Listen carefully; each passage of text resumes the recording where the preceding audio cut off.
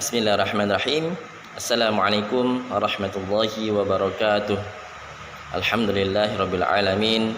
Alhamdulillah, tsumma alhamdulillah. Wassalatu wassalamu ala Rasulillah wa ala alihi wa sahbihi wa mawalah. La haula wala quwwata illa billah. Asyhadu an la ilaha illallah wahdahu la syarikalah wa asyhadu anna Muhammadan abduhu wa rasuluh la nabiyya wala rasula ba'dah, tsumma amma ba'd. Baik, teman-teman semuanya yang berbahagia, dan mudah-mudahan kita semua dirahmati Allah Subhanahu wa taala. Bertemu lagi kita dalam kesempatan kali ini, yaitu dalam pertemuan untuk membahas materi pentingnya psikologi pendidikan. Yang pertama dan paling utama, marilah senantiasa kita haturkan rasa puji dan syukur kita kehadirat Allah Subhanahu wa taala yang telah memberikan kita banyak nikmat yang akan kita hitung maka tidak akan pernah terhitung, dan bila kita timbang-timbang maka tidak ada timbangan yang dapat menimbang segala nikmat yang Allah berikan kepada kita. Salawat serta salam semoga senantiasa tercurah untuk junjungan kita Nabi besar Muhammad sallallahu alaihi wasallam, dan juga pada keluarganya, sahabatnya, kerabatnya, dan semua orang-orang yang senantiasa berusaha untuk mengikuti apa yang beliau ajarkan hingga yaumul kiamah. Dan mudah-mudahan kita yang hadir di sini, kita yang melihat video ini, semuanya mendapatkan syafaatnya di yaumil kiamah kelak, amin ya rabbal alamin. Dan marilah kita lanjutkan ke pembahasan inti kita, yaitu tentang pentingnya psikologi pendidikan. Di sini yang kita akan bahas yaitu tentang pentingnya psikologi pendidikan. Psikologi pendidikan adalah suatu bidang ilmu yang memadukan prinsip-prinsip psikologi dengan konteks pendidikan. Ini berkaitan dengan pemahaman tentang bagaimana individu itu belajar dalam mengingat dan dalam memproses informasi. Psikologi pendidikan juga mengeksplorasi perkembangan kognitif, emosional, dan sosial bagi setiap siswa, serta cara mengajar dan mendidiknya secara efektif. Dalam pertemuan kali ini, kita akan membahas tentang yang pertama, bagaimana psikologi pendidikan dapat membantu dan memahami cara siswa belajar dan mengajar mereka secara efektif. Yang kedua, apa sih peran penting psikologi pendidikan dalam mengidentifikasi dan mendukung kebutuhan siswa secara khusus. Yang ketiga, bagaimana psikologi pendidikan dapat memotivasi siswa untuk semangat belajar. Yang keempat, bagaimana penerapan prinsip-prinsip psikologi pendidikan dapat meningkatkan kualitas pendidikan. Nah, di sini yang kita akan bahas pertama yaitu tentang peran penting psikologi pendidikan dalam memahami cara siswa belajar. Psikologi pendidikan dapat membantu pengajar dalam memahami cara siswa belajar dan mengembangkan potensi dari setiap peserta didik yang memungkinkan pengajaran akan berjalan lebih efektif. Langsung kedua, peran psikologi pendidikan dalam mengidentifikasi pengajaran kebutuhan khusus.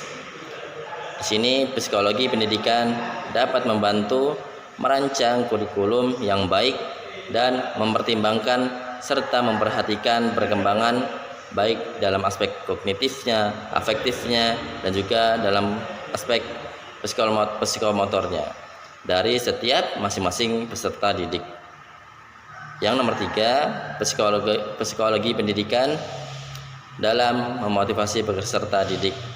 Dalam hal ini, psikologi pendidikan bertujuan untuk menggugah hasrat dan gairah dari masing-masing peserta didik untuk belajar dengan cara diberi pengetahuan, keutamaan dan kelebihan dari suatu hal agar mereka termotivasi untuk lebih semangat lagi dalam belajar dan mendapatkan hasil yang lebih maksimal. Nah, di sini yang keempat adalah penerapan prinsip-prinsip pendidikan dalam meningkatkan kualitas pendidikan. Yang pertama yang harus kita lakukan adalah kita dapat melakukan seleksi penerimaan peserta didik. Jadi di sini penting ya kita menyeleksi peserta didik, jadi agar peserta didik yang kita miliki bisa tidak terlalu ketimpangan atau berjarak jauh antara yang satu dengan lain, agar peserta didik yang satu dengan yang lain dapat berkomunikasi atau bertukar pikiran atau dapat belajar secara bersama-sama tanpa adanya jarak, atau di antara individu itu tidak terlampau jauh perbedaannya. Jadi ketika kita menyampaikan suatu materi dapat terserap oleh peserta didik secara maksimal. Yang kedua, perencanaan pendidikan. Jadi di hal ini juga penting ya, karena apabila kita tidak ada perencanaan dalam melakukan suatu proses pendidikan, maka kita tidak tahu sejauh mana proses itu yang sudah berjalan dan untuk mengevaluasinya ke depannya, sehingga akan berjalan tidak sesuai dengan target-target yang telah kita tentukan.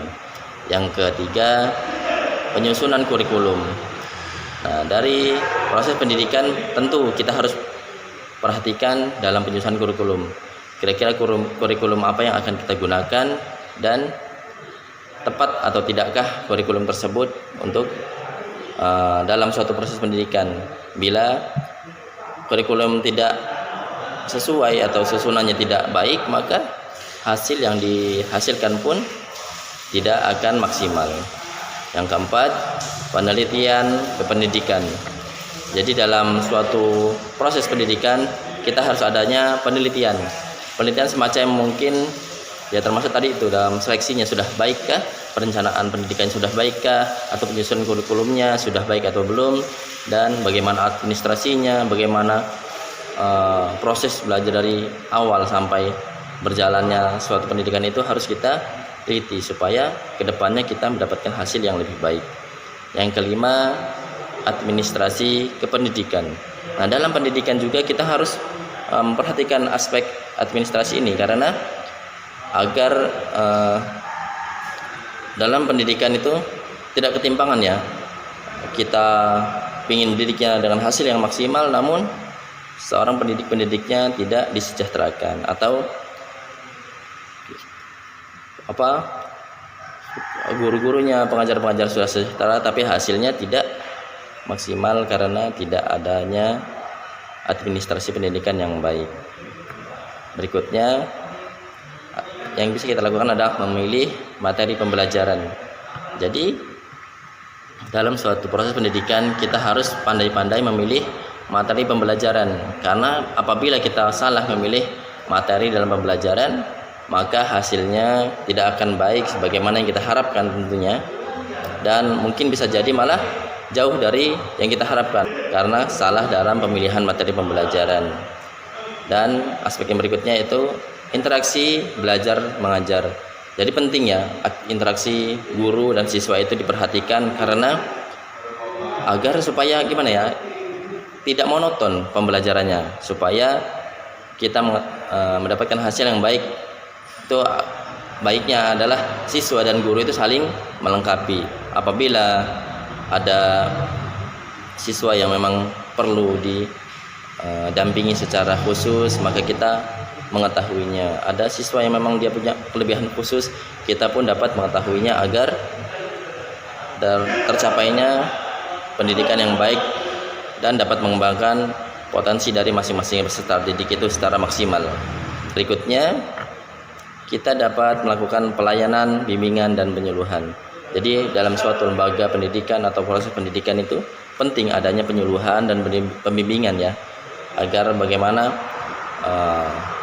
sekolah atau lembaga atau tempat pendidikan, langsung seorang pendidik, langsung peserta didik, dan juga orang-orang yang ada di pihak peserta didik seperti orang tua, wali santrinya atau sebagaimana, agar sama-sama sinkron ya, agar tidak terjadi ketimpangan antara satu bidang dengan bidang lain, agar dapat mendukung antara satu dengan lain supaya tujuan dari pendidikan tersebut dapat tercapai secara maksimal. Berikutnya yang dapat kita lakukan adalah memilih metodologi pengajaran yang baik ya. Apabila kita salah memilih metodologi atau metode dalam pengajaran, maka hasilnya pun tidak akan baik, karena bisa jadi metode yang kita pilih saat beberapa tahun yang lalu, mungkin 5 tahun atau 10 tahun yang lalu baik, di saat ini tidak baik, karena kita perlunya perubahan atau pengembangan diri dari setiap metode yang kita gunakan, karena setiap masa ada cara dan penyampaian yang harus disesuaikan dengan perkembangan zaman tersebut. Apabila kita salah memilih metode, maka hasil yang kita raih pun, hasil yang kita capai pun tidak sesuai dengan apa yang kita targetkan tentunya. Di sini bertujuannya agar kita dapat mengembangkan potensi dari masing-masing peserta didik tentunya. Lalu yang terakhir yaitu dapat melakukan pengukuran dan evaluasi dari beberapa aspek, dari awal kita penerima santri atau murid sampai dengan memilih kurikulum, memilih metode atau interaksinya bagaimana, dan pelayanan pembimbingan seperti apa, kurikulumnya, materinya apa yang kita pilih, sebagaimana yang telah kita jalani. Tentunya setiap proses itu pasti harus ada pengukuran dan evaluasi, yang mana bertujuannya untuk mengetahui berapa persen keberhasilan yang kita dapatkan dari proses belajar kita selama dari awal sampai kita melakukan evaluasi. Jadi apabila kita tidak melakukan evaluasi, maka tentunya kita akan kebingungan, sudah berhasilkah proses pendidikan yang kita lakukan, gagalkah atau kurangkah atau sebagaimananya, kita tidak tahu. Jadi pentingnya pengukuran dan evaluasi ini agar kita mengetahui seberapa berhasilnya, seberapa persen berhasil dari proses pendidikan yang telah kita lakukan. Nah, dari setiap proses yang telah kita lakukan tadi, tujuan utamanya adalah agar kita dapat mengetahui bagaimana proses pendidikan dan pengembangan untuk kedepannya agar dapat menyesuaikan dengan kebutuhan zaman yang ada. Jangan kita bandingkan zaman sekarang dengan zaman kita waktu masih kecil. Jadi agar kita dapat mengembangkan, dapat bersinergi dengan zaman saat ini, agar kita tidak tertinggal oleh zaman, dan kita dapat menyesuaikan dengan kebutuhan peserta didik di masa kini atau di masa-masanya sesuai dengan kebutuhannya. Simpulan dari semua, dari awal sampai akhir pembahasan kita, yaitu adalah pentingnya psikologi pendidikan dalam dunia pendidikan tidak dapat diabaikan, karena psikologi pendidikan dapat membantu dalam memahami cara siswa belajar, memproses informasi, dan mengatasi tantangan dalam pembelajaran. Hal ini memainkan peran penting dalam pengembangan kurikulum yang sesuai, pengelolaan kelas yang efektif, identifikasi dan dukungan kebutuhan khusus dari setiap siswa, serta cara memotivasi agar siswa semangat dan bergairah dalam belajarnya. Terima kasih. Mungkin ini yang dapat kami sampaikan. Kurang dan lebihnya mohon dimaafkan dan dimaklumi. Kita masih belajar dan mudah-mudahan ada manfaatnya. Wabillahi taufiq wal hidayah. Wassalamualaikum warahmatullahi wabarakatuh.